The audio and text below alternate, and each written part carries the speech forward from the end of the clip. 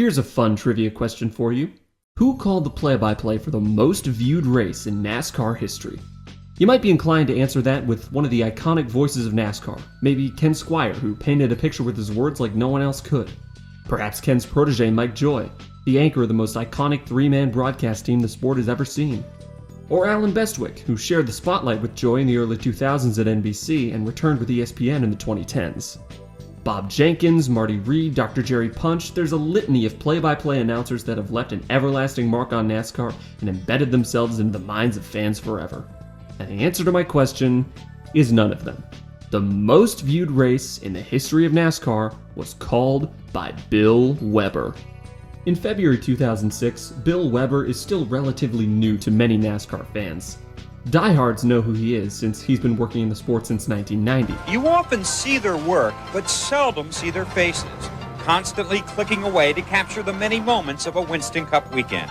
An army of still photographers march through the garage and around the track, well armed and well focused, with a single mission in mind: to bring this fast-paced sport to a standstill. In 2001, he joined NBC and became a pit reporter and pre-race host. By all accounts, this was Bill's bread and butter. He excelled in this position, and a friend of mine who works in sports media described him as the greatest pre-race host of all time.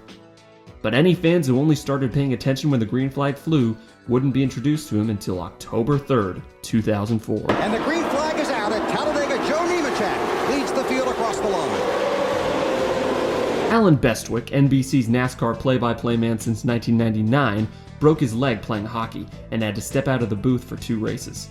Weber got the nod to fill in, and as the story goes, NBC liked Weber's performance so much that in 2005, Weber and Bestwick switched places. This move ruffled the feathers of many NASCAR fans, not because of anything Weber did, but because he was the man who replaced Alan Bestwick. And everyone loves Alan Bestwick. But regardless of Weber's previous reputation, 2006 could be his breakout year. He's got a chance to redefine his legacy and establish himself as the new face of the booth in NASCAR, because for the first time ever, Bill Weber is going to be on the call for the Daytona 500. And this isn't just any Daytona 500. In 2006, off the back of NBC's Winter Olympic coverage, the Daytona 500 will be watched by more than 19 million people.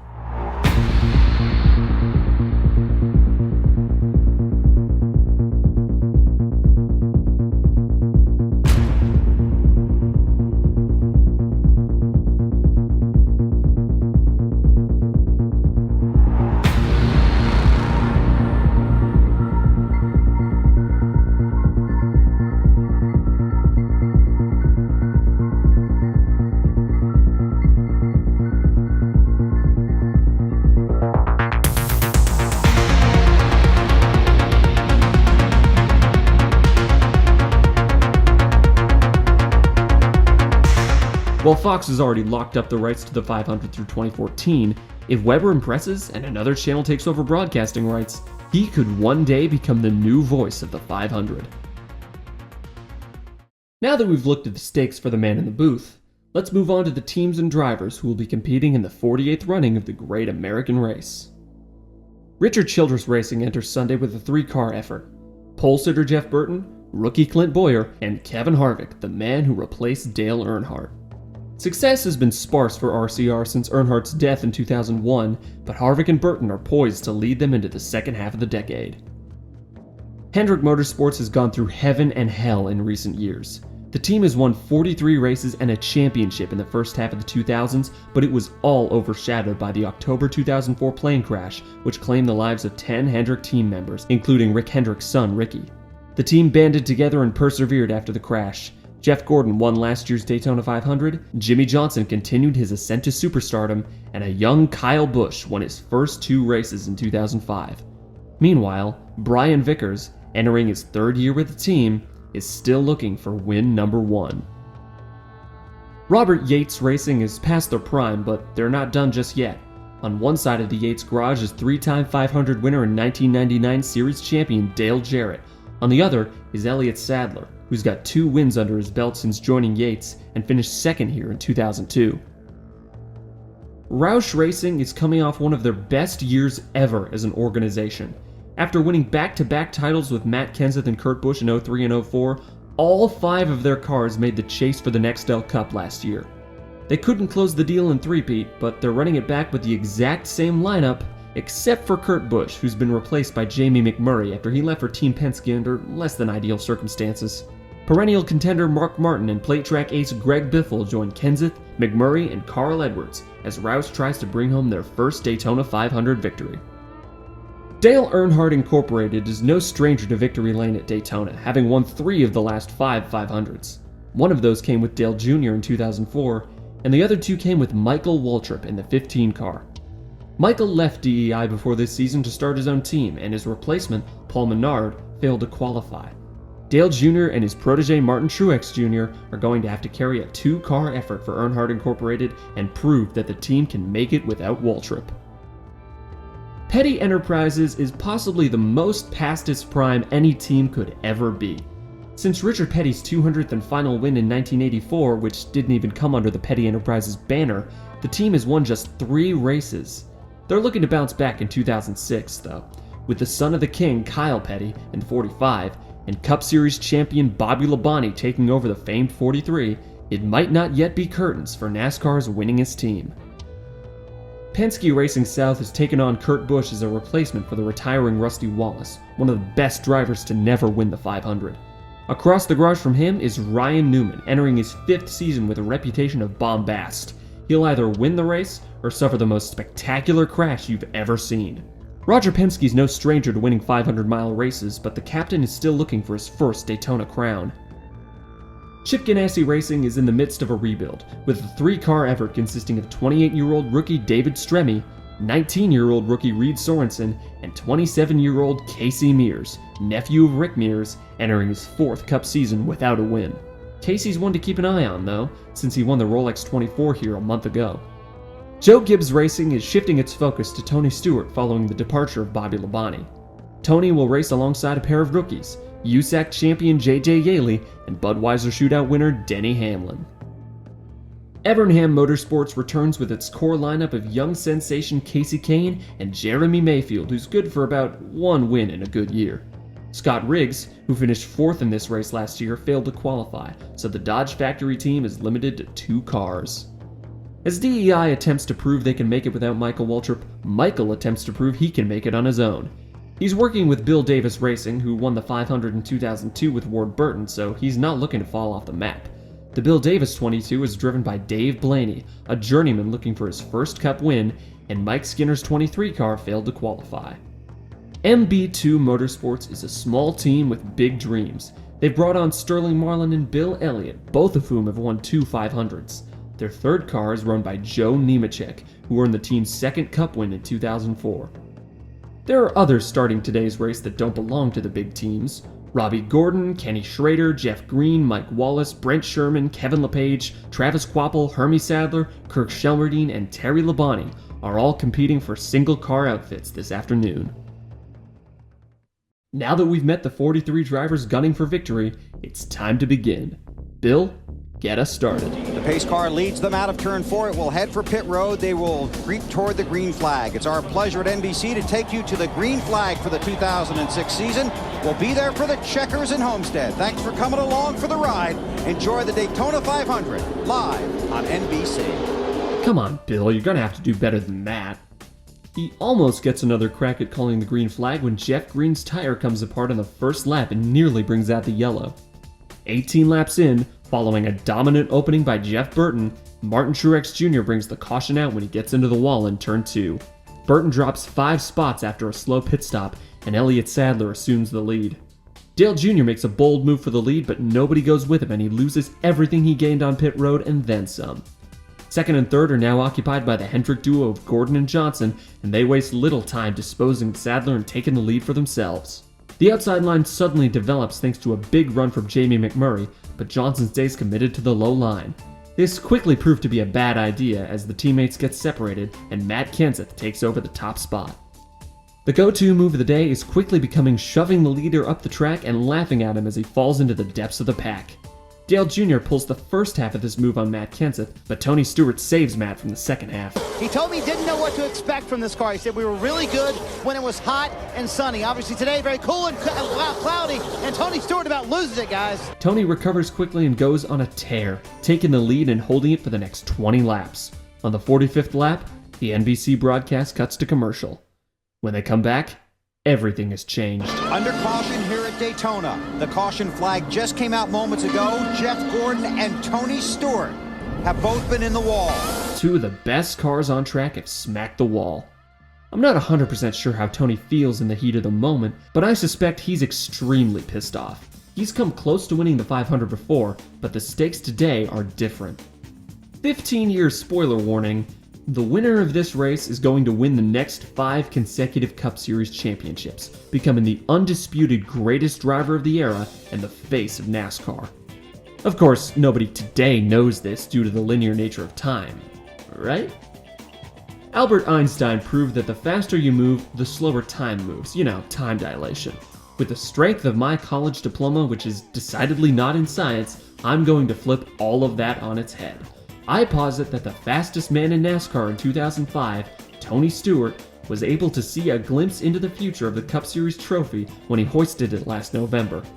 He knows it'll be headed to the home of today's race winner for an extended stay, and he's extremely desperate to win this race. Don't believe me? He's certainly driving like it. I think the car is probably it was as fast before as it is now. He's just been much more aggressive with the car than he was before. Alan, what's he said on the radio? What do you think? Well, first of all, Wally, I don't think it's himself that he's mad at. If you know where I'm going with that. He's making his way up through the pack during a long green flag run until...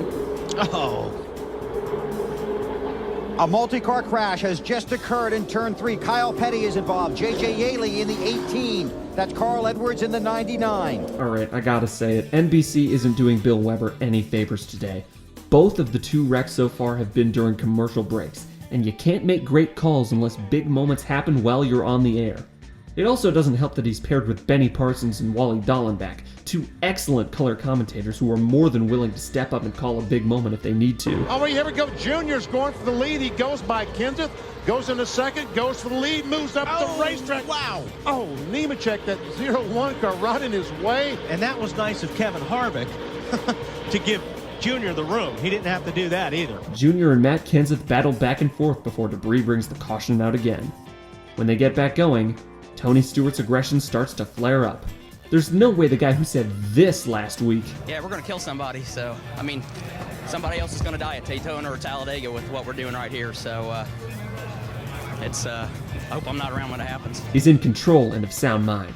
If my theory from earlier is correct, Tony's glimpse into the future is starting to drive him mad. And by the time he reaches Matt Kenseth, he has fully succumbed to the madness. 20 wrecked me, guys. The 20 wrecked me, plain as day. How bad is it, man? Matt Kenseth is in the wall. But it's not good. And guess where NBC was the moment it happened? Yep, for the 3rd time today, NBC has missed a crash by way of commercial. I think fate is frowning upon Bill Weber on the biggest stage. Even the little things are getting in his way. And look at this. Look at that, the pole, it's, Predictably, Tony Stewart is penalized for aggressive driving. But he isn't given a pass-through, and he isn't held for a lap. Instead, he's sent to the tail end of the longest line, within spitting distance of Matt Kenseth. Tony, of course, isn't a fan of this. If he wasn't trying to win the biggest race in NASCAR right now, he'd probably be doing the racing equivalent of storming up to his room and slamming the door. Instead, he'll have to settle for whatever he can find within his immediate vicinity. He makes eye contact with the in-car camera and promptly shoves it away. Kenseth is black flagged for rejoining the racing surface too early and passing Tony Stewart in the process, in what might be the most convenient penalty in the history of NASCAR officiating. They need to separate these two right now before the situation escalates, and if they set Tony off again, he might actually kill somebody. The green flag flies once again with Dale Jr. leading the way. You'd think this would make for a sufficient distraction from the shenanigans of the last few minutes, but you'd be wrong. NBC puts up a live Robbie Reiser reaction cam, and he is incandescent. A moment later, Kenseth's teammate Greg Biffle takes the lead with a little help from Mark Martin. The cameras haven't been on Matt since the restart, but we're about to hear whether or not he's taken his penalty. You gotta come come down for a pass-through. We gotta come down for a pass-through. I can't. Oh, what, Robbie? All I did was I put my hand up and I took off. I haven't done nothing wrong. I didn't run into anybody. I didn't do anything. NASCAR doesn't agree with that. A few laps later, Matt finally acquiesces and pulls onto pit road. Kyle Busch makes a 3-wide pass to take the lead. Finally, a live moment for Bill Weber to flex his play-by-play muscles. What do you got, Bill? Kyle Looked Busch like he may have been forced down there. up high and takes the lead. Bill, is everything all right? Are you sad because NBC's missed every crash so far? I'd be sad too. There's no shame in it. Maybe his mind is elsewhere. Specifically, focused on Matt Kenseth. Now, if you think Matt Kenseth and Robbie Reiser were mad a few seconds ago, they ran a lap that they are not going to be scored for because Matt did not answer the black flag. Oh, boy. Really? So this is now for Matt Kenseth, the Daytona 500 and 2.5. Finally, it looks like things are starting to calm down. Oh God, Matt and Tony are next to each other. Oh God, they're playing more radio chatter. Caution flag is out. Waiting to find out why. Oh God, they're so preoccupied with this feud that they don't even know why the caution's out. I'm gonna say it. It feels like NBC's done a pretty poor job of broadcasting this race. Most of this is out of their control though, like wrecks just happening to occur while they're in a commercial break and having to be on alert for 2 star drivers ready to go full mutually assured destruction on the entire field. This feud has superseded everything else going on the racetrack, and the fans at home are less informed because of it. Less than ideal for the single most watched race in the history of the sport. So let's try to move on. Mark Martin leads the field back to green after taking 2 tires on pit road. Jimmie Johnson very nearly dispatches Mark, but nobody goes with him, not even his teammate Brian Vickers. Eventually he links up with Kyle Busch, and I'm sorry, I gotta talk about the mist. It is so fucking misty today. According to weatherunderground.com, the temperature is hovering just under 60 degrees. Maybe a little brisk, but not for February, and not enough to dip below the dew point, though they do come within 3 degrees of each other at times. This Redditor alleges that the mist came from boats on Lake Lloyd, but I don't really have a way of proving them right or wrong. The mist and cloud cover, which I assume is related, but I'm no weather expert, provide a rather uninspiring backdrop for this race. The colors feel muted, the environment feels cold and unwelcoming, and voila, the tone for the day has been set. Again, less than ideal for the single most watched race in the history of the sport. The field runs mostly side by side, swapping the lead around several times before Brian Vickers settles into first. But the leaders being single file doesn't mean the aggression has subsided. This could mean a win. Oh, these guys are really He's banging below the on yellow each line. other. He had 2 tires below the yellow line. Was he forced down there? He's letting him get the spot back. So he did what he was supposed to do. Very good. Gave him the spot back, so there's no foul right there. Debris brings the caution out and the field hits pit road. Jimmie Johnson narrowly avoids disaster when Ryan Newman pulls out ahead of him. The yellow flag hasn't calmed anyone down, as when the race resumes, the aggression levels are right back up to where they were. This is always my favorite part of the Daytona 500, with 30 to 40 laps left, when the field is fighting for every inch, but before a bunch of cars have been taken out in a big wreck. More specifically, the moments when it feels like they're about to wreck, but they don't. I just love to see them bend and not break. Soon, a third lane forms, and the situation becomes even more unstable. Kurt Busch makes a move to the inside of Dale Jr., and Jr. has the good sense to let him by. Cooler heads can still prevail, for now. Just a few laps later, Jamie McMurray nearly sends Kyle Busch around into a spin that surely would have become the big one. It'll be a very tall order for this field to make it to the finish cleanly. As Wally Dallenbach says, It's going to get more and more ugly now as we go. There's going to be a lot less, cooperation with each other. This is going to get pushing and shoving. Travis Quapple's tire eliminates the chance of any more green flag pit stops. The Penske duo leads the field down pit road, and Ryan Newman isn't so lucky this time. Contact with the 21! But in a way, he is. No, didn't touch him at all. Did I hear Ryan say he didn't touch him at all? No, he didn't. He did not touch him. Thanks to a 2-tire pit stop, Sterling Marlin is suddenly in second place behind Brian Vickers. Unfortunately for him, Jimmie Johnson quickly shuffles him out, and he can't hang on.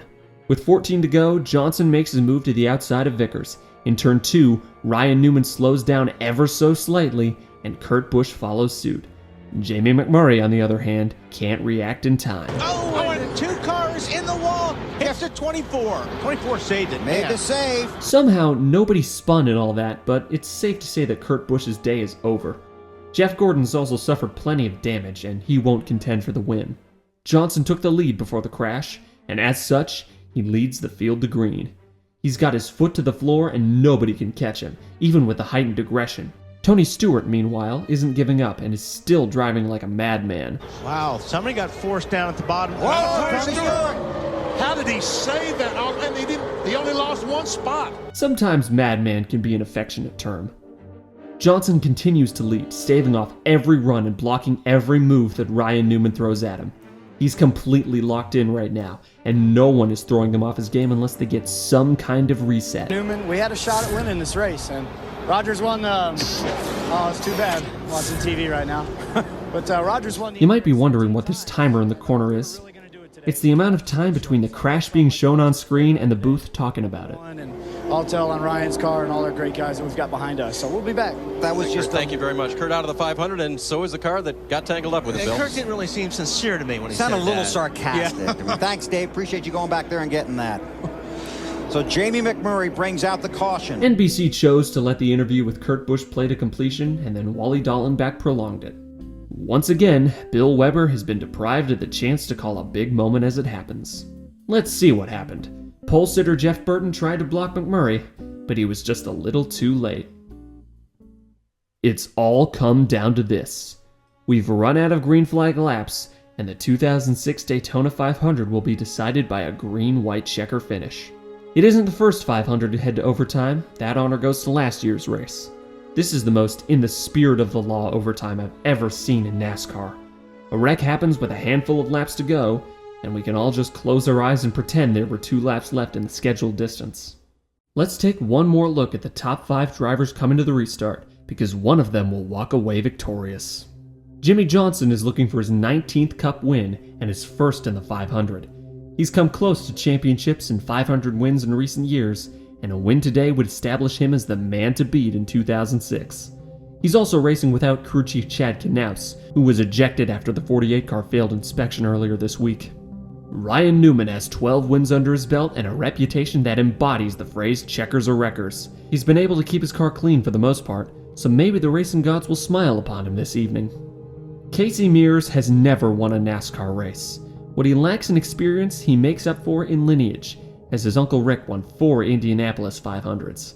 It's now time to find out whether Casey's inherited what it takes to win a 500-mile race. Elliott Sadler has a tumultuous relationship with play tracks, ranging from barrel rolls to runner-up finishes. If he can pull it off today, it's safe to say he'll think much more fondly of them in the future. Dale Jr. won this race 2 years ago and nearly won last year. He's had to race without the aid of teammates thanks to Truex's early trouble and Paul Menard's DNQ. But he's been able to make it work. NASCAR's most popular driver is now just a few positions away from a second Harley J. Earl trophy. It's time. 2 laps to decide the great American race, with the largest audience in NASCAR history looking on. Ready, green flag. 2 laps to go. Johnson, Newman, and Mears break away from the field right away, but they roar back on the backstretch. The field hugs the bottom through 3 and 4, and Dale Jr. is first to make a move at the white flag.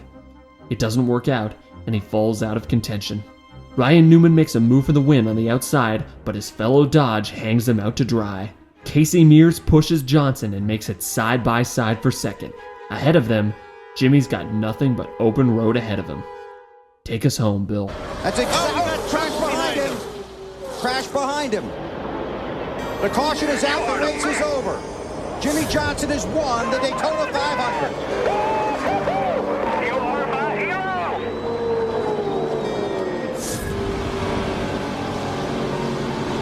As the sun set, the mist shifted from a dreary grayscale to a dreamlike shine, as it reflected the lights around the track. Suddenly, we were treated to one of the most uniquely beautiful settings to a 500 finish in the history of the race, and Jimmie Johnson claimed the crown.